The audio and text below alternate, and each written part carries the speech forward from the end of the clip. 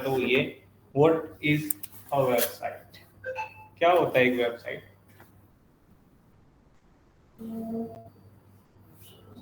Website किसे कहते हैं?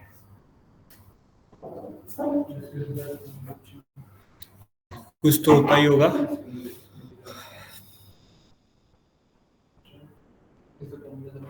वेबसाइट एक बेसिकली एक यूजर इंटरफेस है जहाँ से आप उसके साथ इंटरेक्ट कर सकते हैं, इंफॉर्मेशन सर्वर से एक्सट्रैक्ट कर सकते हैं, etcetera etcetera. It has front end and back end, and you can get the information on the front end from the back end where you have your code. So that is the basic information about it. समझ में आया? कोई बात नहीं। Website की अगर बात कर ही रहे,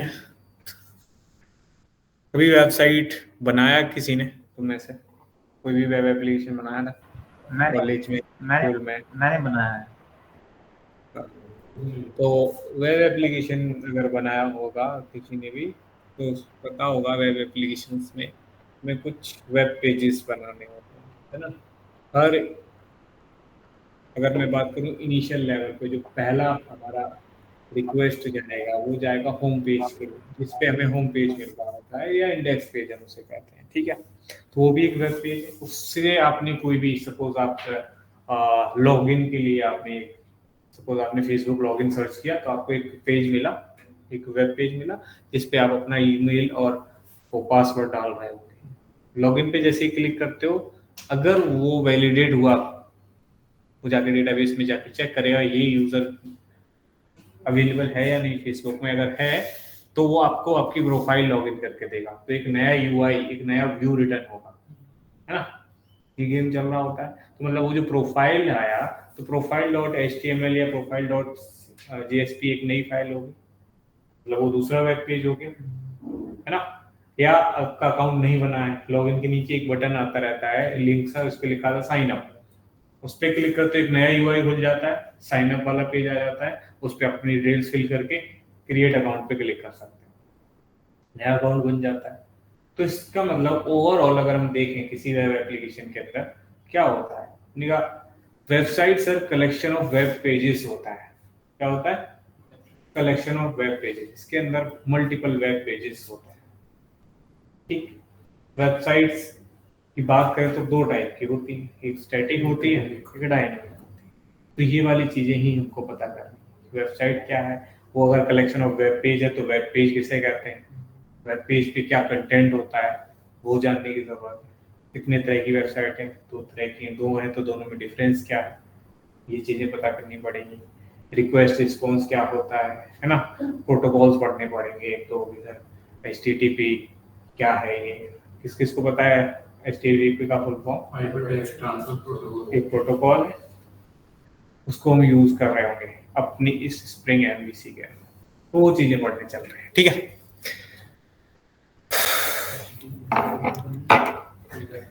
सबसे पहले वेब टर्मिनोलॉजी, ये स्टार्ट कर लेते हैं वेबसाइट के बारे में। तो मैंने आपको बताया था, वो यहाँ पे मेंशन किया हुआ है सब कुछ। क्या लिखा हुआ है? Website is a collection of related web pages that contain text, images, audio and video. सबसे पहले अगर बात करें वेबसाइट क्या होती है, collection of related web page, ये है डेफिनेशन वेबसाइट की।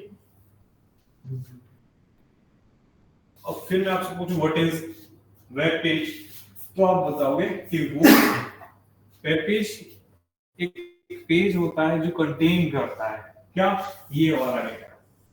किसी भी वेब पेज को देख लो आप, कोई भी वेबसाइट ओपन करना, उस वेबसाइट पे जो तुमको रिस्पॉन्स पे मिलेगा एक व्यू, वो एक वेब पेज होगा, और उस वेब पेज पे यही चीजें दिख रही होंगी, text, images, audio and video. बहुत कुछ फाइल्स होती है, कोई PDF फाइल या इमेज फाइल पड़ी होती है, हाँ सर, उनको हम डाउनलोड भी कर सकते हैं, उनको देख भी सकते हैं। हम वहीं उनकी वेबसाइट पे एक्सेस कर लेते हैं, या कुछ डाउनलोड वाले लिंक्स होते हैं उन पे क्लिक करते हैं तो डाउनलोड हो जाता है, ये चीजें मिलती हैं। ऐसे वेब पेज बनाने के लिए आप क्या यूज करते हो ये भी पता होगा। अगर हमें कोई वेब पेज बनाना है तो उसके लिए तो सर सिंपल हम HTML यूज करते हैं, फिर साइट के लिए CSS यूज कर सकते हैं, yes यूज कर सकते हैं, है ना। इनका यूज करके वेब पेज बनाते हैं, ठीक है। वेब पेज में बैकएंड ऐड करते हो थ्रू जावा। अब बैकएंड अगर हमें लगाना होता था कि सर्वर साइड की प्रोग्रामिंग हमें यूज करनी थी तो वो हम यूज करते थे सर्वलेट एंड जेएसपी का। अब सर्वलेट जेएसपी की जगह क्या यूज हो रहा है? Spring. Spring sir, spring MVC में हम वही लॉजिक लिख रहे होंगे।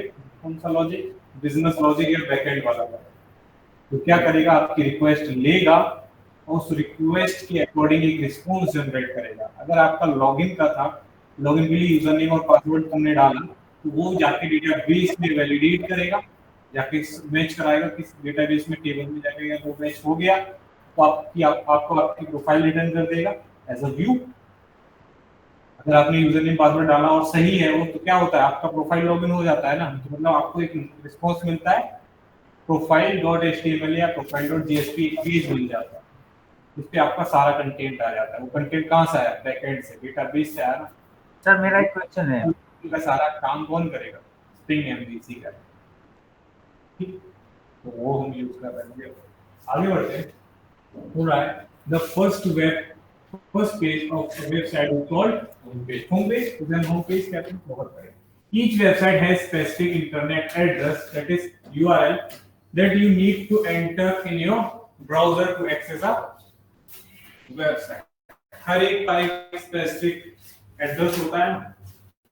हाँ, वो उस एड्रेस को ही हम कह रहे होते हैं URL, यूनिफॉर्म रिसोर्स लोकेटर। ठीक है, इसके बारे में पढ़ेंगे। ठीक है, तो अगर मेरे को Amazon पे जाना है तो मुझे Amazon का एक यूनिक एड्रेस है, उस एड्रेस को जाके मैं ब्राउजर में टाइप करूंगा, एंटर करूंगा, तो ही मुझे एक रिस्पॉन्स मिलेगा। सही मिलता है ना। जैसी वेबसाइट है उनका खुद का एक URL होता है, उस URL को डालना पड़ता है। URL कॉम्बिनेशन होता है, प्रोटोकॉल प्लस डोमेन, सब डोमेन, फिर आता है आपकी कोई URL, उन सबका कॉम्बिनेशन होता है URL। तो URL को जब मैं तुम्हें पढ़ा रहा हूँ तो ये वाली बात क्लियर हो जाएगी। आपको याद होगा जेडीबी से आपने पढ़ा, हाइबरनेट पढ़ा, तो वहां पे आप URL बता रहे होते थे डेटाबेस कनेक्टिविटी के लिए। तो जिस पोर्ट पे, जिस डेटाबेस से कनेक्ट होना है, तो आपको पूरा URL बताना पड़ता था, है ना।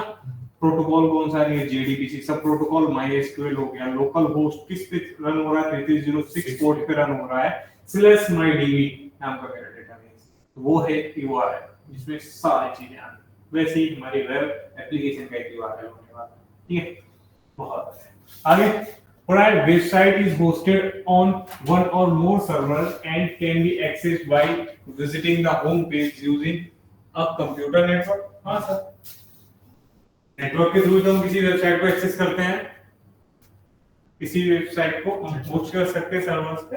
हाँ सर, मल्टीपल सर्वर्स पे भी हम होस्ट करा सकते हैं, और उसको एक्सेस करने का जो तरीका होगा वो क्या होगा, तो कंप्यूटर नेटवर्क हो सकता है या मोबाइल नेटवर्क हो सकता है। हम किसी के भी थ्रू उस वेब एप्लीकेशन को एक्सेस कर सकते हैं, क्योंकि हम ब्राउजर के थ्रू ही कर रहे होते हैं, राइट। बहुत बढ़िया। A website is managed by its owner. Website किसके थ्रू मैनेज की जाती है? उसके ओनर।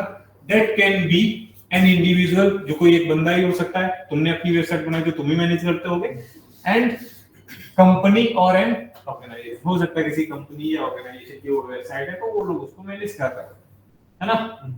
ज्यादा ट्रैफिक आ गया, ट्रैफिक कंट्रोल उनको ही करना है ना। अगर वेबसाइट बीच में क्रैश हुई है तो उसको वापस से सर्वर रीस्टार्ट करना है, वो सारा गेम कौन संभालेगा? जिसकी वो वेबसाइट होती है। ठीक है, आगे। Website can be of two types, दो तरह की होती है। पहला होता है स्टैटिक वेबसाइट, दूसरा डायनेमिक। स्टैटिक वेबसाइट और डायनेमिक वेबसाइट में क्या डिफरेंस होगा भाई आपके हिसाब से, बिना उधर देखे? डायनामिक इंटरेक्टिव होगी, स्टैटिक शायद स्टैटिक नहीं होगी, मतलब स्टैटिक में it won't be very interactive. तुम क्या बोल रहे हो? दोबारा बोलो, तुम्हारा बहुत वॉइस स्लो है। सर मैं बोला डायनामिक वेबसाइट जो है it will be interactive, you will have JavaScript and React components in it. Static will be something which is where you don't have much It's very static, means it does not have variable components like simple web pages.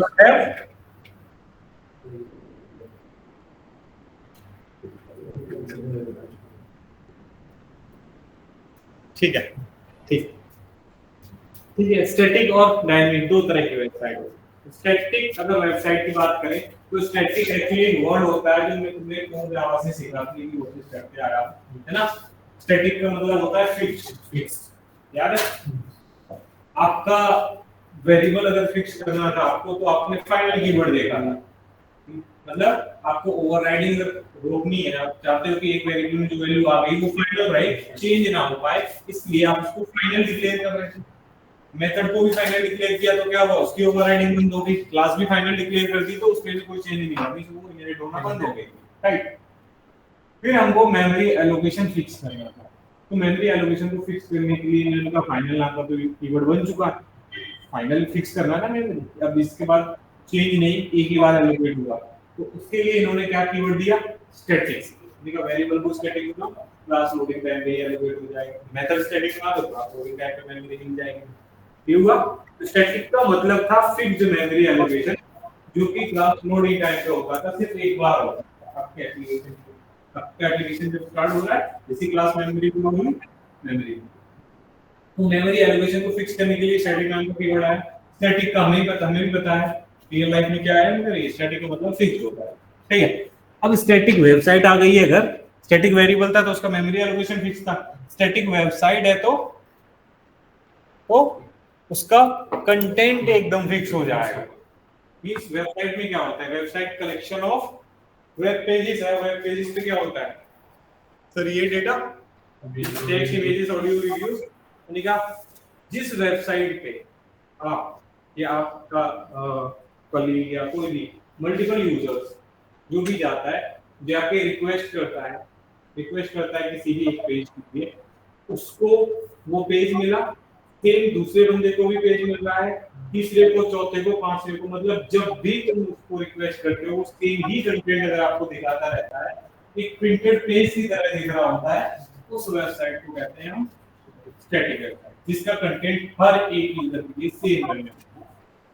वो हो जाएगा static. Fixed है कि वो content तो कभी भी dynamic हो ही नहीं सकता, कभी भी रन टाइम पे चेंज हो ही नहीं सकता। कैसे भी करो तुम्हें मिलेगा तो सेम ही कंटेंट। यहाँ वही लिखा है, आओ पढ़ते हैं क्या लिखा है। Static website is the basic type of website that is easy to create. You don't need to knowledge of web programming. आपको वेब प्रोग्रामिंग जानने की कोई जरूरत नहीं, HTML, CSS और JS वगैरह काफी है। एंड डेटाबेस डिजाइन, उसका डेटाबेस तो होगा ही नहीं ना, बैकएंड ही नहीं है तो डेटाबेस कैसे होगा। स्टैटिक वेबसाइट में बैकएंड नहीं होता तो डेटाबेस भी नहीं होगा, right. To create a static website, its web pages are coded in HTML. The codes are fixed for each page, so the information contained in the page does not change and it looks like a printed page. वही कह रहा है, means आपकी एक website होगी, क्या होगा उसका, क्या सपोज ये है आपका सिस्टम क्लाइंट हो ना आप, यहाँ पे एक सर्च बार है, यहाँ पे आपने कुछ सर्च किया, ये रहा आपका सर्वर,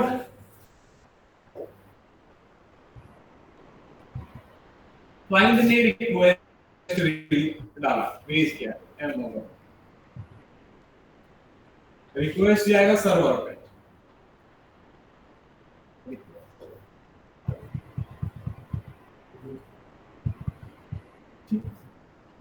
अब जो सर्वर होगा वो करेगा रिस्पॉन्स में वो रिटर्न करेगा एक न्यू पेज,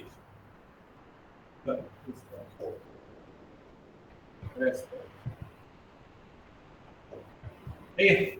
ये हमको रिस्पॉन्स देने वाला है। रिस्पॉन्स में क्या देगा, एक व्यू देगा, एक पेज देगा, वो HTML पेज हो सकता है, वो JSP पेज हो सकता है, सही है। इसमें हमें व्यू देना है। अब Amazon पे हम अपना खुद का अकाउंट बनाते हैं, तो हमने जितने ऑर्डर्स कर रखे हैं वो हमारी डिटेल्स देगा। सेम आपके फ्रेंड ने अगर वो लॉगिन कर रखा है ना Amazon का, अगर ऐप डाउनलोड किया हुआ है या वेब एप्लीकेशन भी एक्सेस किया है, क्या होगा, वो लॉगिन करेगा अपना, तो उसको उसकी प्रोफाइल दिखेगी। उसकी प्रोफाइल पे हो सकता है उसने आज तक एक भी ऑर्डर किया ही नहीं था, सब ब्लैंक आएगा ना, ब्लैंक आएगा। आपने अपनी सारी डिटेल्स डाल रखी, उसमें कुछ भी डाले नहीं, सिर्फ नेम डाल रखा, तो उसका सिर्फ नेम आएगा।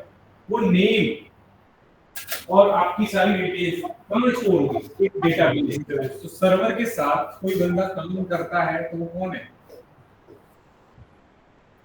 हर सर्वर के पास एक डेटाबेस होगा। अगर वो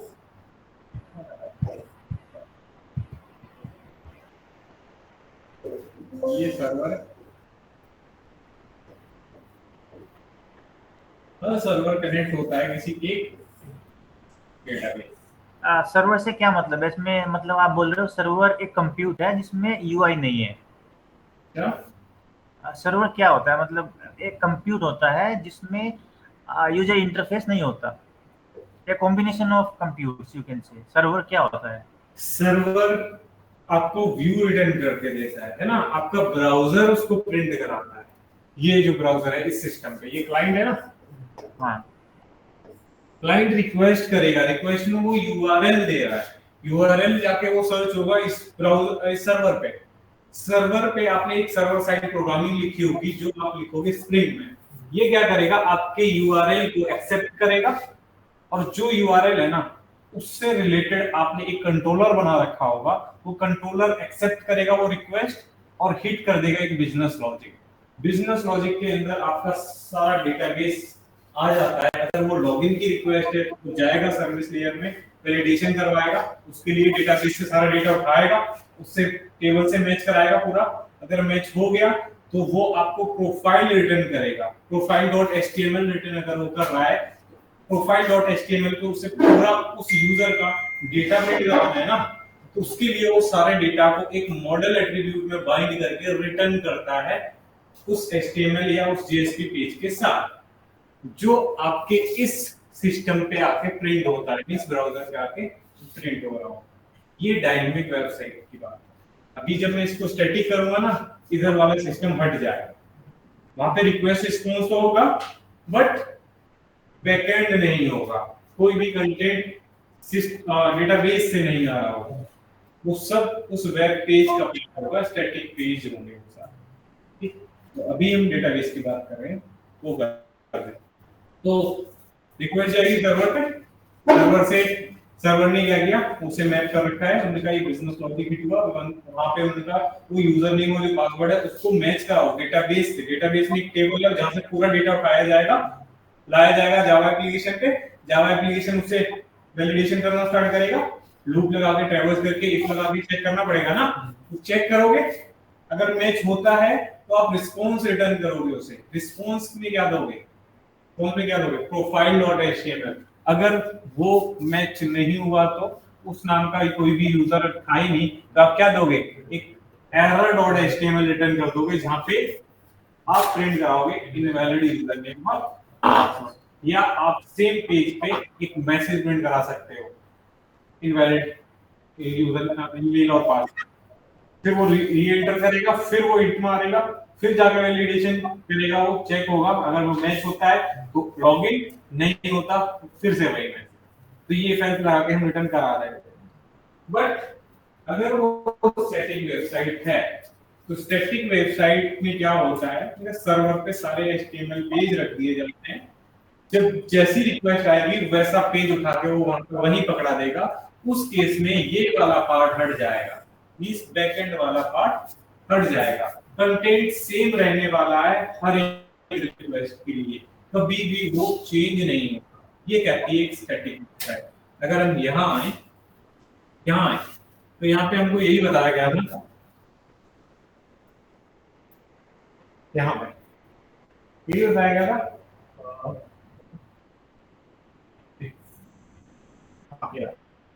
the codes are fixed for each page, so information contained in the page does not change and it looks like a printed page. ये हमेशा एक जैसा ही दिखने वाला है। बट वहीं पे ऑन दी अदर हैंड हम डायनेमिक वेबसाइट की तरफ अगर बढ़े तो ये क्या कह रहा है, एक बार ये सुन लें, अपने आप दोनों का डिफरेंस निकल जाएगा। क्या कह रहा है?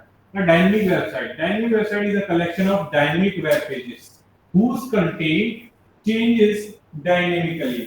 डायनेमिकली मतलब रन टाइम पे चेंज हो रहा होता है उनका कंटेंट। जैसी रिक्वेस्ट होगी वैसा रिस्पॉन्स होगा। Amazon पे अगर मैं एक रिक्वेस्ट डालूंगा जाके, कोई भी सर्च किया, कोई भी प्रोडक्ट, आईफोन 15 अगर सर्च किया तो 15 वाले सारे प्रोडक्ट्स आ जाएंगे।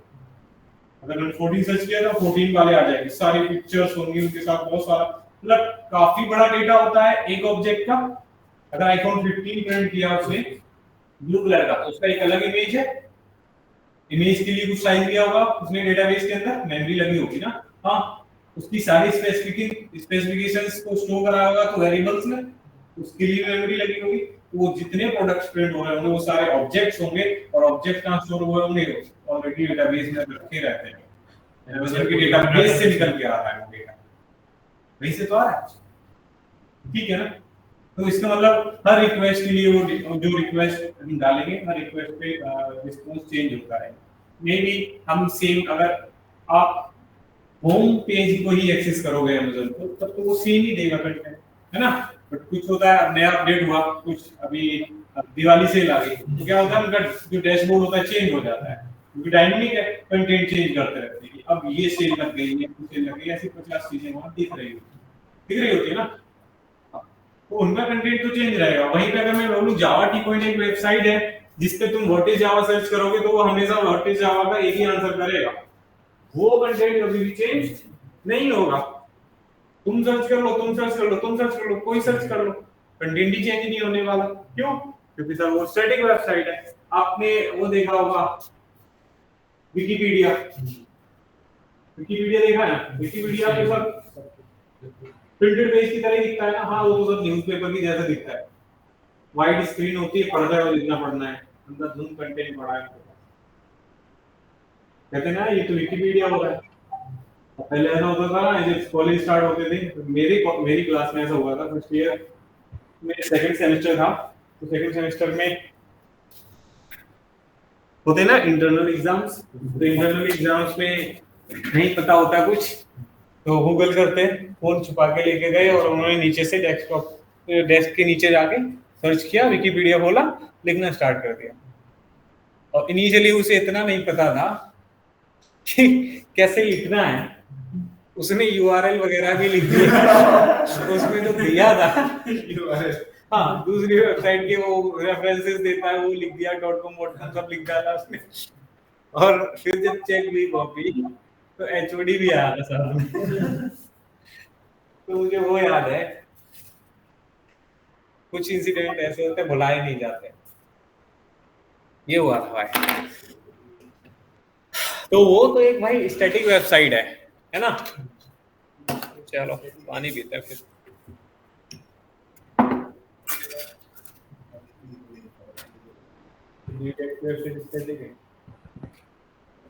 नहीं स्टैटिक नहीं, क्योंकि उसके पास बैकएंड है, डेटाबेस है। क्योंकि ड्यूगेट पे जब आप जाते हो ना तो वहाँ पे वो एक पेज आ जाता है, पॉपअप आता है कि क्वेरी के लिए, तो आप उस फॉर्म में डेटा डालते हो, क्वेरी कर देते हो, इनके डेटाबेस में पहुंच जाती है, तो वो फिर उस नंबर पे कॉल करवाते हैं, फिर आपकी जो भी क्वेरी होती है उसे रिजॉल्व करते हैं। एडमिशन लेना है तो एडमिशन वैसे, तो अगर ये भी है किसी में तो वो डायनेमिक हो जाएगी। जैसे जीएफजी, गीक्स फॉर गीक्स पे आप जाके कुछ पढ़ने लगते हो तो एकदम पॉपअप आता है ना, तो वहां पे भी आप अपना अकाउंट बना सकते हो, जहां अकाउंट बना सकते हो वहां डेटाबेस जरूर होगा, फिर तो वो डायनेमिक हो गई।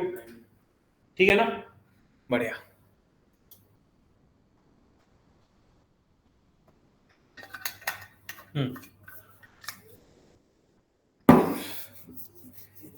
अच्छा, यहाँ पे देखते हैं, dynamic website uses client side scripting and server side scripting और both to generate dynamic content. Dynamic website में क्या होता है ना, क्लाइंट साइड स्क्रिप्टिंग मतलब HTML CSS JS वगैरह भी आप यूज कर रहे होते हो, और सर्वर साइड स्क्रिप्टिंग में आपकी आ जाती है सर्वलेट, JSP, स्प्रिंग MVC, इसमें आप डायनेमिक कंटेंट जनरेट करवाते हो, जिसके थ्रू बिना, अगर मैं कहूँ बैकएंड के, अगर मेरा सर्वर साइड कोड नहीं किया, मैंने हैंडलर्स नहीं लगाए, मैंने कंट्रोलर्स अगर नहीं बनाए, तो मैं कैसे डेटाबेस से डेटा दे पाऊंगा। तो डेटाबेस इंटीग्रेशन वगैरह करना पड़ेगा, उसको करने के लिए हमें स्प्रिंग यूज करना पड़ेगा। स्प्रिंग MVC सपोर्ट करता है आपके स्प्रिंग कोर के सारे कॉन्सेप्ट, आपका JDBC कॉन्सेप्ट, स्प्रिंग JDBC वाला कॉन्सेप्ट, या किसी भी ORM टूल को, चाहे वो हाइबरनेट हो या JPA हो। तो उसका इंटीग्रेशन करा के आप कोई भी डेटाबेस उसमें इंटीग्रेट कर सकते हो, है ना। आगे क्या लिखा है, client side scripting generate content at the client computer on the basis of input, जो इनपुट आएगा उसी के बेसिस वो आउटपुट दे देगा, मतलब व्यू रिटर्न कर देगा। The web browser downloads the web page from the server and process the code within the page to render information to the user. क्योंकि वो एक सिंपल सा, अगर मैं कहूँ एक HTML पेज है तो उस पर क्या, अगर आप चाहते हो हेडिंग सब हेडिंग्स बनाना उस पर किसी भी बारे में, जैसे मैंने बोला था व्हाट इज जावा, तो जावा की डेफिनेशन आप देना चाहते हो तो वो सब क्या है, टेक्स्ट है, वो सब कहाँ होगा, HTML पेज पे तुमने लिखा होगा। तो वो क्या है, अगर आपने जैसे इनपुट में वो पेज सर्च किया तो वो पेज आएगा, वो पेज आपके ब्राउजर पे डाउनलोड हो जाता है, जो आपको दिखता है ना वो डाउनलोडेड होता है, डाउनलोड होता है, कुछ मेमोरी स्पेस लेता है वो पेज जब डाउनलोड होता है। डाउनलोड हुआ, स्पेस लिया उसने, और उस पे वो जो भी तुमने कोड कर रखा है उसके बैकएंड में, है ना, हेडिंग टैग लगा रखे हैं तो उतनी बड़ी हेडिंग आएगी, कलर्स, बैकग्राउंड कलर्स, आपने जो स्टाइलिंग कर रखी है वो सब फिर अपने आप दिखने लगता है। वो इतना फास्ट प्रोसेस होता है कि तुम्हें लगता है कि मुझे सीधा एक व्यू मिल गया, बट वो सारा चलता है, वो प्रोसेस होता है, पहले कोड ट्रांसलेट होता है तब आता है तुम्हारे इधर, नहीं तो सीधा HTML तो प्रिंट नहीं हो पाता ना। प्रिंट तो वो डायनेमिक, वो कंटेंट प्रिंट होता है जो HTML से जनरेट होता है, वही होता है ना। हाँ, तो एक वेब एप्लीकेशन क्या होता है समझ पा रहे हो, sir collection of web pages होता है। वेब पेजेस क्या होते हैं, collection of images, text, audio and videos होता है, ठीक है। दो तरह की वेबसाइट है, स्टैटिक एंड डायनेमिक। स्टैटिक वो इनका कंटेंट फिक्स्ड होता है, जो प्रिंटेड पेज की तरह दिखती है, उन्हें स्टैटिक वेबसाइट कहते हैं, जिनके पास बैकएंड नहीं होता, डेटाबेस नहीं होता, वो है हमारी स्टैटिक वेबसाइट। डायनेमिक, बाकी जितनी भी दिख रही हैं सारी डायनेमिक वेबसाइट ही हैं जिनके पास डेटाबेस है, जिनके पास बैकएंड है। तो डायनेमिक वेबसाइट्स को बनाने के लिए आपको सर्वर साइड स्क्रिप्टिंग पढ़नी पड़ती है, जो आप पढ़ने जा रहे हो।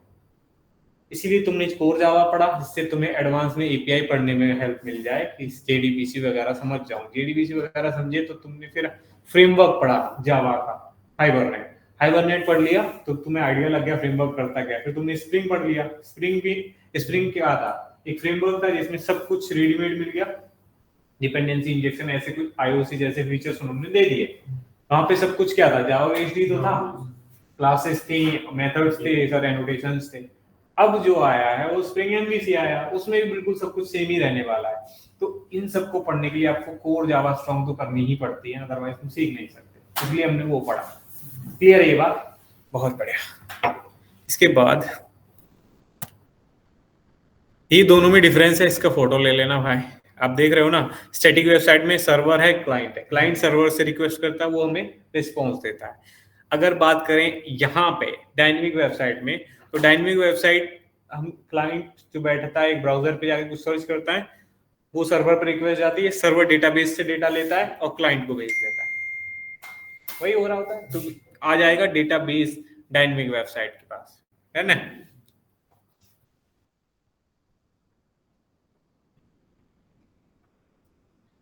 नेक्स्ट टर्मिनोलॉजी है वो HTTP से है।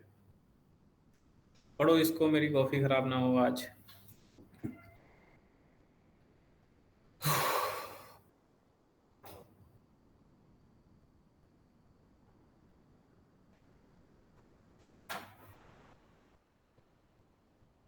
गिट तो यूज करना आता है ना सबको, गिट गिटअप। हाँ, आपको तो स्प्रिंग कोर वाला कोड वहीं से दिया था ना मैंने।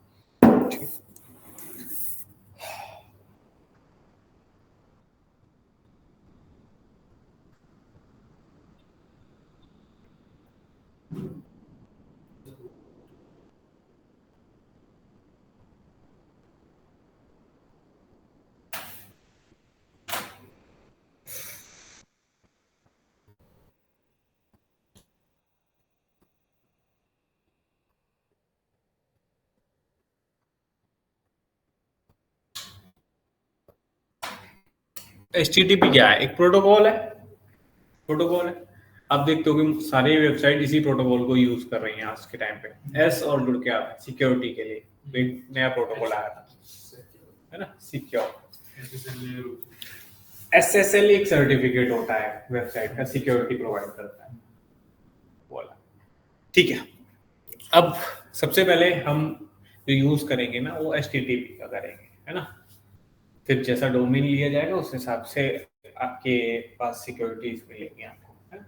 जब आप लाइव प्रोजेक्ट्स पे काम कर रहे होगे किसी ऑर्गेनाइजेशन में जाके, ठीक है। वही डोमेन खरीद के देंगे, तुम अपने डोमेन पे थोड़ी ना अपना पैसा लगाओगे, ठीक है। तो कोई अब इसकी बात करें, HTTP की बात करें, तो HTTP क्या करता होगा। लाइन नंबर 2 पे लिखा हुआ है HTTP तो हाइपरटेक्स्ट ट्रांसफर प्रोटोकॉल है, एप्लीकेशन लेवल प्रोटोकॉल है। अगर बात करें बोला it is a data communication protocol used to establish communication between client और सर्वर के बीच में जो इंटरेक्शन कराने का काम करता है वो यही प्रोटोकॉल करेगा। आप सर्च करोगे कुछ भी सर्च करोगे, आपने तो सीधा लिखना है कि Amazon भी लिखोगे ना, तो एक वेबसाइट जब ओपन होगी तो उसके ऊपर देखोगे ना तो वो कंप्लीट URL होता है। URL में सबसे पहले ही यही आता है, एक प्रोटोकॉल।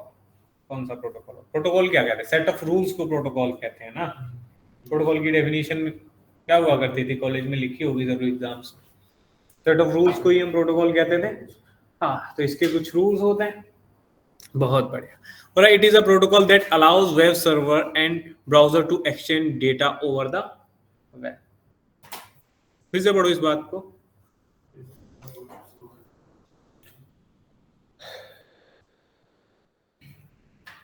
सर डेटा कैसे एक्सचेंज हो रहा है एक बार समझाओगे जरा, तो आओ समझते हैं।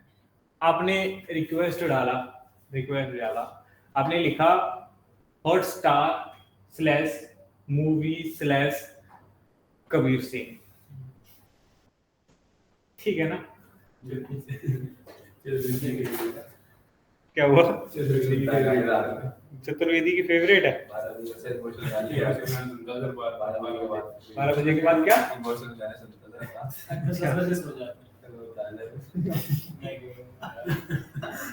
तभी डार्क सर्कल हो रहे हैं, इतना मत रोया करो भाई।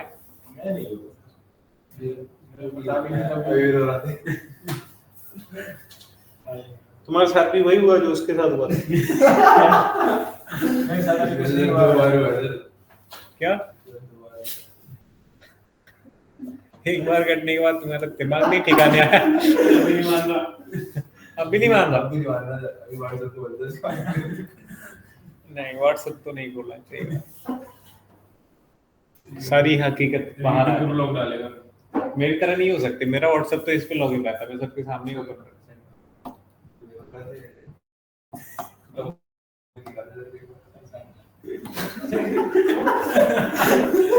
है कुछ तो है, ठीक है भाई छोड़ो, ठीक है।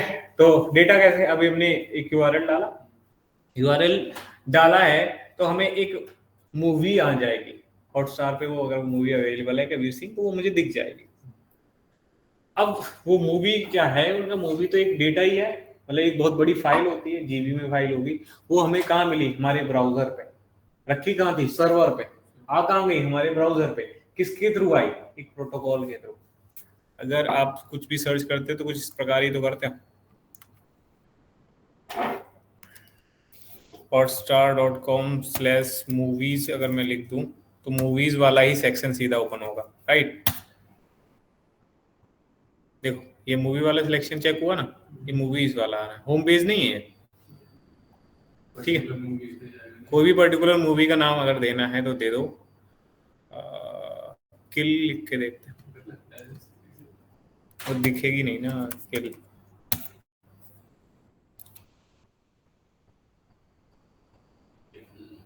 कह रहा है बट वो सब्सक्राइब टू वॉच कह रहा है, ओपन तो हो गई ना। तो मुझे मेरा सब्सक्रिप्शन होता तो वो चल जाती ना, ऑन हो जाती। हाँ, तो ये डेटा ही तो हो रहा है सर्वर से, कहाँ? ब्राउजर, वहां से आ गया ना ये। अब कुछ डेटा ऐसा होता है जो हम एक वेब ऐप पे डालते हैं, यहाँ रख रहे हैं। जैसे कोई, मैंने कहा आप अकाउंट बना रहे हो या आपने कोई फॉर्म भरा है, गवर्नमेंट फॉर्म भरते हैं तो क्या होता है, सारी डिटेल इमेजेस अपलोड करते हैं, या तुम अप्लाई करते हो तो अपना रिज्यूमे अपलोड करते हो, देन हिट करते हो। तो इस डेटा को, जो तुम्हारे सिस्टम का रिज्यूमे था, वो कहाँ पहुंच जाएगा? उनके वेबसाइट naukri.com पे। अगर आपने अपना रजिस्ट्रेशन किया है तो जा रहा है ना डेटा, हो रहा है ना एक्सचेंज। किसके थ्रू? एक प्रोटोकॉल के थ्रू। आ गया ना? अच्छा तुम डांस देख रहे हो क्या उसका?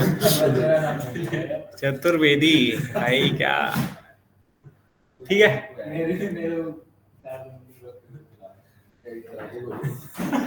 साइड में बंदूक रख के गोली चलाएंगे तो निपट जाओगे भाई। कंधे पे रख के चलाओ ऐसा बोल रहा है।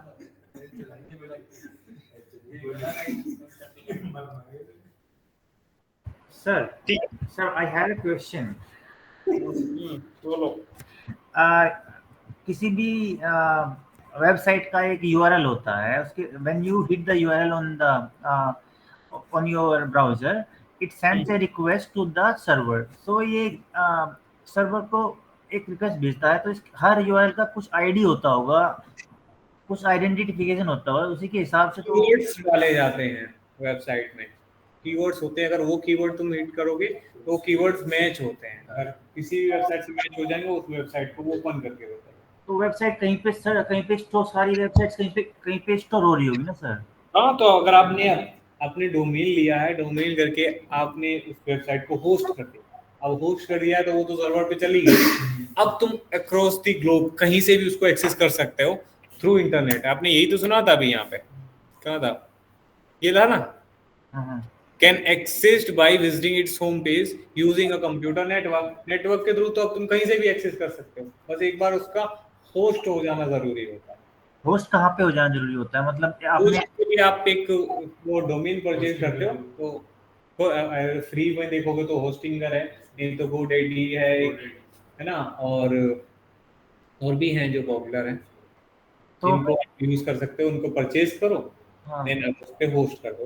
होस्ट करने के लिए कुछ नहीं, तुम्हारा जो प्रोजेक्ट तुम बनाते हो ना, एमबीसी प्रोजेक्ट बनाया, होस्ट करने के लिए कुछ नहीं, वो तुमको एक फोल्डर दे देंगे, उस फोल्डर में उठा के अपना प्रोजेक्ट रखना होता है, रखते ही वो ऑनलाइन हो जाती है वेबसाइट ना। वो पेमेंट तो करना पड़ेगा जब परचेज करोगे, तो फ्री में थोड़ी ना मिल रहा है। तो होस्ट करना बहुत टफ गेम नहीं होता, धीरे धीरे तो वो भी आइडिया लग जाएगा अपने आप ही, ठीक है। तो इनिशियली आपको आपको इतनी बातें ही पता होनी चाहिए, धीरे धीरे हम सारी चीजें कवर कर रहे होंगे, ठीक है। उसके बाद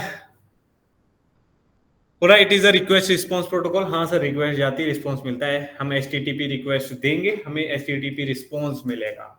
एचटीटीपी रिक्वेस्ट और एचटीटीपी रिस्पांस नाम की क्लासेस भी होती हैं जो सर्वलेट में थी और अभी भी यूज हो रही होंगी, कहाँ, स्प्रिंग में, क्योंकि Spring down the line servlet ही बनाता है, वो यूज कर रहा है सर्वलेट एपीआई, ठीक है ना। जैसे हाइबरनेट यूज कर रहा था जेडीबीसी एपीआई को डेटाबेस इंटरेक्शन के लिए, वैसे ही वेब एप्लीकेशन क्रिएट करने के लिए स्प्रिंग यूज करता है सर्वलेट एपीआई, ठीक है। बहुत बढ़िया। It uses a reliable TCP connection by default on TCP port 80। हर एक वेब एप्लीकेशन हो या नॉर्मल कोई एप्लीकेशन हो, सबका एक पोर्ट होता है। आपने माई एसक्यूएल भी अगर इंस्टॉल किया था, तो सर्वर जब इंस्टॉल करने गए थे तो आपने बताया था ना, पोर्ट कनेक्शन बनाते हो तो मल्टीपल कनेक्शंस बना सकते हैं। हमने एक लोकल होस्ट 3306 बनाया, अगर 3306 पे मैंने एक बना रखा है और मैं दूसरा कोई एप्लीकेशन 3306 पे रन करना चाहूं तो नहीं होगा, लिखा आएगा पोर्ट ऑलरेडी इन यूज। और ये एक्सेप्शन तुम्हारे अब वेब एप्लीकेशन में आना कॉमन हो जाएगा, क्योंकि ऐसा होगा, हम अपने 2-3 एप्लीकेशन बना रहे होंगे अगर, तो एक एप्लीकेशन मैंने ऑलरेडी चलाया, सपोज 8080 पे मैंने एक एप्लीकेशन चला रखा है, बना रखा, वो उस पे चलता है, वो तो रनिंग में ही था, मैंने दूसरा एप्लीकेशन भी उसी पोर्ट पे रन करने का ट्राई किया अगर, तो आ जाएगा ये एक्सेप्शन आ जाएगा। वैसे तो इंटरनल सर्वर एरर आएगा, अंदर जाके देखोगे तो लिखा आएगा पोर्ट ऑलरेडी इन यूज, तो आपको पोर्ट नंबर फिर चेंज करना पड़ता है। तो एक पोर्ट पे एक एप्लीकेशन आप चला रहे होते हो, पोर्ट नंबर हाँ आप अपना स्पेसिफाई खुद करोगे, तुम्हें जो करना है वो कर सकते हो, ठीक है। तो हम चेंज करते रहा करेंगे, उसके लिए बहुत टफ कुछ है नहीं, बस सर्वर डॉट पोर्ट लिखना होता है और इक्वल्स टू जो रखना है वो दे दो प्रॉपर्टीज फाइल के अंदर, तो वो चीजें सीखेंगे। ये सबसे इंपॉर्टेंट जो बात समझनी है वो ये है, क्या बोल रहा है, it is stateless means each request is considered as a new request. जो ये प्रोटोकॉल है ना, ये स्टेटलेस होता है, हर रिक्वेस्ट को नया समझता है, मींस ये याद नहीं रख सकता कि अभी जो तुमने रिक्वेस्ट डाली थी ये वही यूजर है, सेम यूजर है क्या। अगर आपने सपोज आपने कुछ भी एक वेब एप्लीकेशन पे गए और आपने कुछ डिटेल डाली, बैंकिंग एप्लीकेशन है, सपोज बैंकिंग एप्लीकेशन है, आपने लॉगिन किया, एसबीआई पे लॉगिन कर दिया, लॉगिन करके आपने गलती से बैक बटन दबा दिया, लॉगिन पे वापस आ गए। अब वापस से तुम अगर जाना चाहते हो सेम पेज पे तो तुम दोबारा लॉगिन करना पड़ेगा। उसे नहीं याद है कि कौन सा वही वाला ऑब्जेक्ट दोबारा लॉगिन होना चाहता है या नहीं, वो स्टेटलेस होता है। ठीक, यहाँ पे वही लिखा है, in other words server does not recognize the user by default. By default ये नहीं जानता। अगर आपको चाहिए कि सर नहीं, मैं एक एप्लीकेशन से, देखो क्या होता है ना, अगर हम बात ही कर रहे हैं, एक वेब पेज है ये, ठीक है, यहाँ पे आपने कोई लॉजिक लिखा, एक वेब पेज ये है, एक वेब पेज ये है, ये नेस्टेड है, हम इससे इस पे जा सकते हैं, इससे हम इस पे जा रहे हैं, सही, और उससे मैं किसी और पे जाना चाहता हूँ, तो मेरा कोई एक ऑब्जेक्ट यहाँ बना, वो मैं चाहता हूँ इस ऑब्जेक्ट को इधर ले जाना, इधर ले जाना, या मेरा कोई ऑब्जेक्ट सेकंड वेब पेज पे बना था, मैं उसी को इधर अगर ले जाना चाहता हूँ, ऐसा हो नहीं सकता, क्योंकि हर एक रिक्वेस्ट नई रिक्वेस्ट है और यूजर को तो रिकॉग्नाइज रख नहीं सकता बाय डिफॉल्ट। उसके लिए हमें लॉजिक लिखना पड़ता है, उसके लिए हम यूज करते हैं सेशन ट्रैकिंग का। सेशन ट्रैकिंग कई तरह से होती है ना। सेशन ट्रैकिंग के लिए हम कुकीज वगैरह भी यूज करते हैं। कुकीज में हम अपने ऑब्जेक्ट को स्टोर कराते हैं। कुकी एक बहुत ही शॉर्ट टर्म मेमोरी एरिया होता है जहां पे हम अपने ऑब्जेक्ट को स्टोर करा सकते हैं क्लाइंट साइड। क्लाइंट साइड मतलब आपके ब्राउजर पे ही कुकीज होती है, आपके ब्राउजर में कुकीज होती हैं जिनके अंदर वो ऑब्जेक्ट को स्टोर कराते हैं। तो हम आपके ब्राउजर मतलब क्लाइंट के ब्राउजर की कुकीज का भी यूज कर सकते हैं। उसके लिए हम सर्वलेट में या फिर स्प्रिंग में छोटा सा एक लॉजिक लिख रहे हो।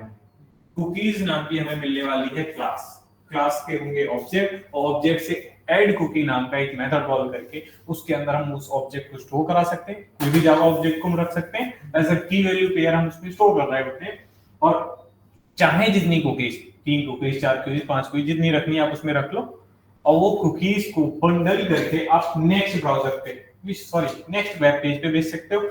उससे आप उसके नेक्स्ट वाले वेब पेज पे ले जा सकते हो। तो उसके लिए आपको सेशन ट्रैकिंग करनी पड़ती है। बाय डिफॉल्ट ये याद नहीं रख सकता, ये वाली बात ध्यान रखना। तो वो काम तो हम कर रहे होंगे आगे चल के, कुकी वाला, सेशन ट्रैकिंग वाला, बट अभी के लिए आपको बस इतना याद रखना है कि हर रिक्वेस्ट नई रिक्वेस्ट है, स्टेटलेस का यही, ठीक है। बहुत अच्छे।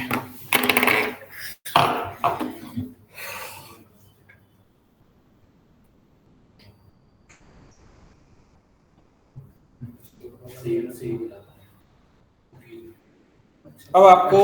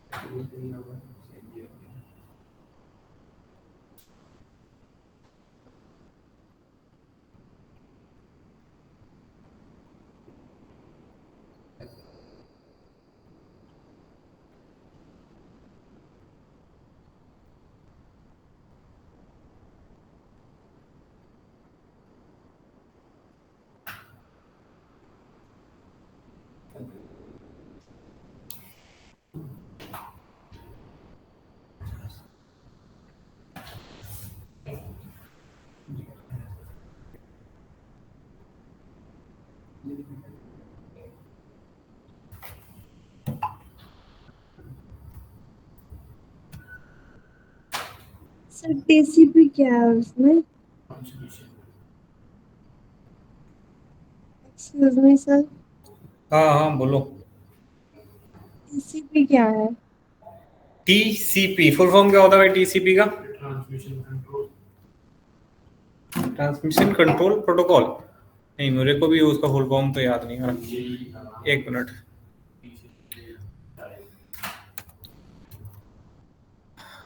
TCP/IP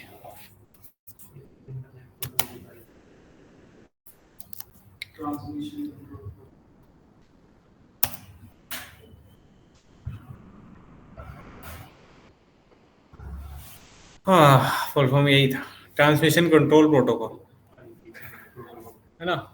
आपको अगर इसको और पढ़ना है यहाँ पे पढ़ लो, नहीं तो देखो यहाँ पे समझ में आ जाएगा। कुछ नहीं सर, एक प्रोटोकॉल है, रूल ही है। कहाँ यूज हो रहा है? HTTP के साथ एक प्रोटोकॉल जिसमें पोर्ट भी डिफाइन होता है।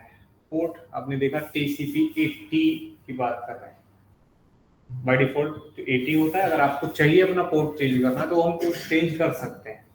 तो इनका अपना एक स्टैंडर्ड है।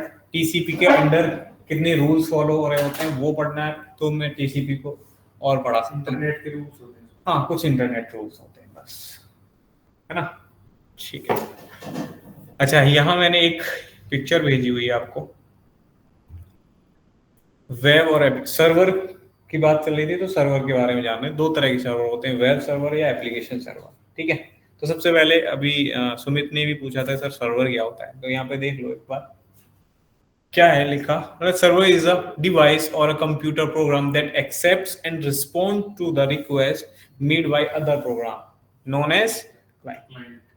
तो जो रिक्वेस्ट करता है उनको रिस्पॉन्ड देने का काम करता है। एक्चुअली ये भी एक सिस्टम ही है, यहाँ पे रिक्वेस्ट आती है, उनके अकॉर्डिंग वो रिस्पॉन्स जनरेट करके देता है।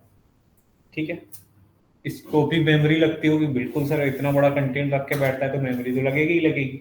तो ये भी एक कंप्यूटर ही होता है ना। जिसका डोमेन ले रहे हो वो लोग रख के बैठे होंगे ना पूरा का पूरा अपना, अभी इतना डोमेन का पैसा ले रहे, किस बात का ले रहे, इस बात का ले रहे, वो मैनेज करते हैं सारी चीज।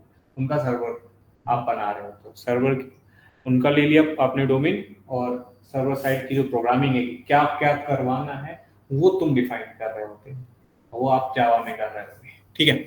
और it is used to manage the network resources and manage the network resources and for running the program or software that provides services। यही कर रहा है। इसी पे आपका जो प्रोग्राम क्या है, प्रोग्राम से मतलब है सॉफ्टवेयर या पूरे एप्लीकेशन का, जिसे आप वहां रख दोगे सर्वर पे, एक बार रख दिया वो खुद ही मैनेज करेगा। ठीक। इसके बाद दो टाइप के सर्वर हैं, वेब सर्वर और एप्लीकेशन सर्वर, है ना। वेब सर्वर की बात करें तो वेब और एप्लीकेशन में कितना डिफरेंस होता है, कौन बता सकता है? सबसे ज्यादा पॉपुलर क्या हो सकता है, वेब हो सकता है या एप्लीकेशन? या आप फ्रिक्वेंटली यूज किसे करते हो, वेब एप्लीकेशन को या मोबाइल एप्लीकेशन को? मोबाइल या वेब?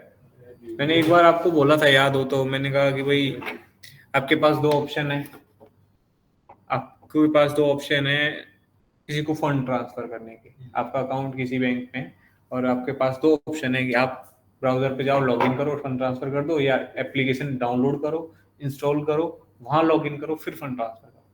कौन सा प्रेफर करोगे?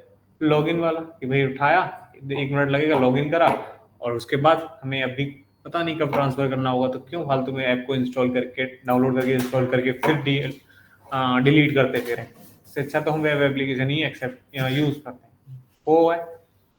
यहाँ पे अगर बात करें सर्वर की, तो हम यूज कर रहे होंगे अपाचे टॉमकैट, जो एक वेब सर्वर होने वाला है।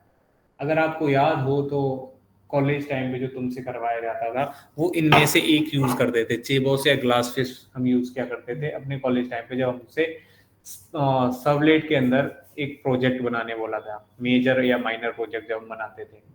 याद है आपसे बनवाया गया था? मतलब मैं अपने टाइम की बता रहा हूँ, मेरे टाइम पे तो करवाया। तो हाँ, तो हमारे जो प्रोफेसर्स होते थे वो हमको ई सर्वर डाउनलोड करने बोलते थे, वो एप्लीकेशन सर्वर होता है। ठीक है। आप लोगों को करना क्या है, अपाचे टॉमकैट इंस्टॉल करना है। आप अगर किसी भी वेब एप्लीकेशन को बनाना चाहते हो, जो कि हम कल से स्टार्ट करने वाले हैं, उनको रन करने के लिए एक तो सर्वर चाहिए, अपाचे टॉमकैट, जो कि ओपन सोर्स है, फ्रीली अवेलेबल है। करना कुछ नहीं है, सिर्फ और सिर्फ इधर आना है, यहाँ पे डाउनलोड अपाचे टॉमकैट 9 आ रहा है, 10 भी आ चुका है वैसे तो। 9 कर लो, 9 कर लेना, 10 करो, 10 कर लेना। और अगर किसी को कोई कंफ्यूजन हो डाउनलोड करने में तो कुछ नहीं है, गूगल पे स्टेप्स लिखे हुए हैं, इन्होंने खुद अपने स्टेप्स लिखे हुए हैं इंस्टॉलेशन के, वो यूज कर लेना, या यूट्यूब की 1-2 मिनट की कोई वीडियो देखना जिसपे इंस्टॉलेशन दिखा देगा, प्रॉपर इंस्टॉलेशन हो जाएगा। उसके बाद ही तुम एक वेब एप्लीकेशन बना सकते हो, ठीक है। नहीं तो उससे पहले सर वेब एप्लीकेशन बनाएंगे बट रन कहाँ करें, सर्वर ही नहीं है, सर्वर तो चाहिए ना। तो हम ये ओपन सोर्स सर्वर यूज कर रहे होंगे, अपाचे टॉक। डन है। इसके अलावा कुछ अगर कभी कोई तुमसे पूछ लेता है कि सर कोई मोबाइल या एप्लीकेशन सर्वर की बात, तो आप एप्लीकेशन सर्वर के नाम बता सकते हो, जेपॉस, ग्लासफिश। अच्छा पूछता कोई है नहीं, तो फिर भी तुमको अगर याद रखना है तो उसके लिए मैंने ये तुम्हें स्लाइड भेजी हुई है जिसके नोट्स तुम बना लो, ठीक है। अच्छा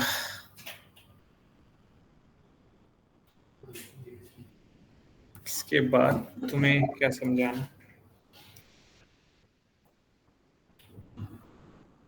सर कल भी 3:30 भी आएगा क्लास? कल 3:30 नहीं रहना चाहिए वैसे तो।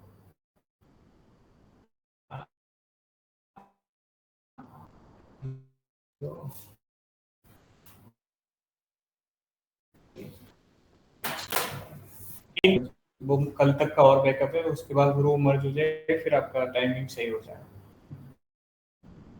तो मैं तुम्हें ग्रुप में मैसेज कर दूंगा 3 बजे के समथिंग, शायद मैं बोलूँ ज्वाइन कर, ठीक है। 30 मिनट शिफ्ट कर सकते सर हैं, जी।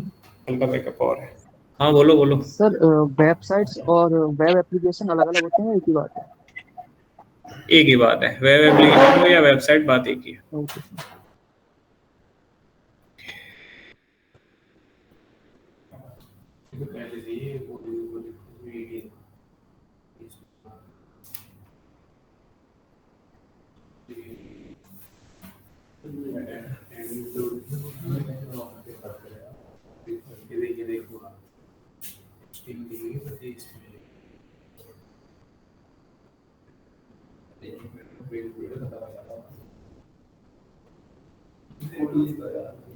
हो गई सर क्लास खत्म?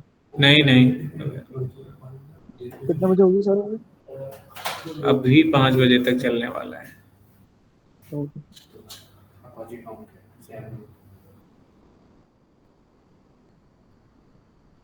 चलो कुछ और इम्पोर्टेंट जो मैंने तुमको मल्टी थ्रेडिंग में बोला था, बताया था, वो भी आज कर लेते हैं कवर, फिर आप स्प्रिंग एमवीसी पढ़ने के लिए एलिजिबल हो जाओगे।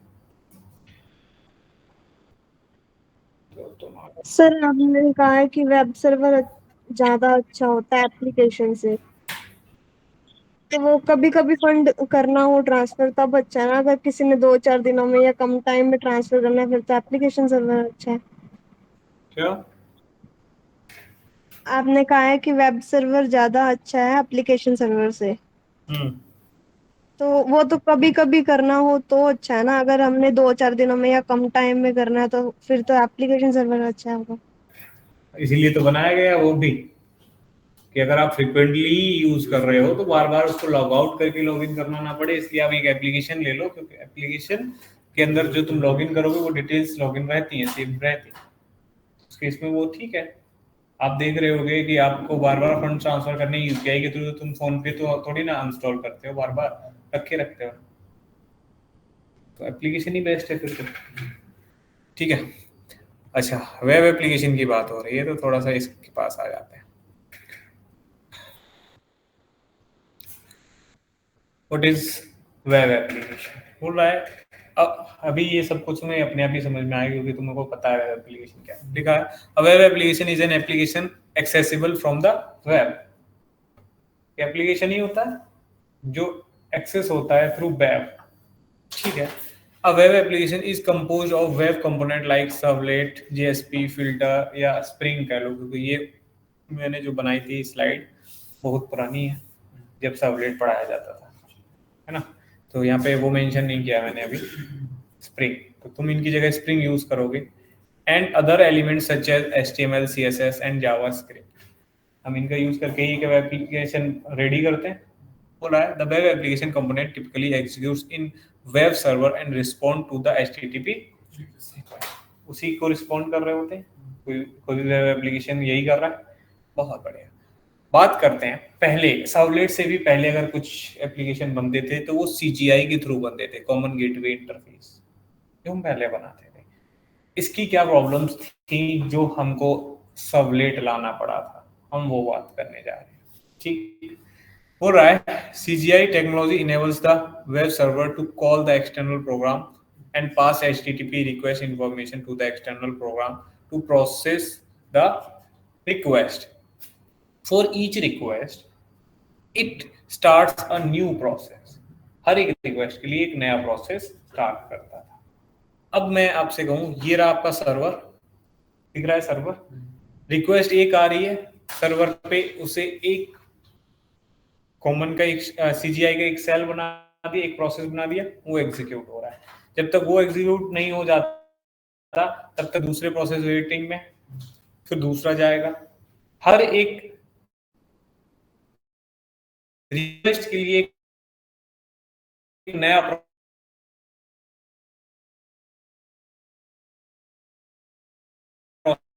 प्रोसेस क्रिएट करेगा, जिससे क्या होगा, प्रोसेसर का लोड बढ़ जाएगा और इस केस में वेबसाइट लटक जाती है। यहाँ पे क्या लिखा हुआ है, देयर आर मेनी प्रॉब्लम्स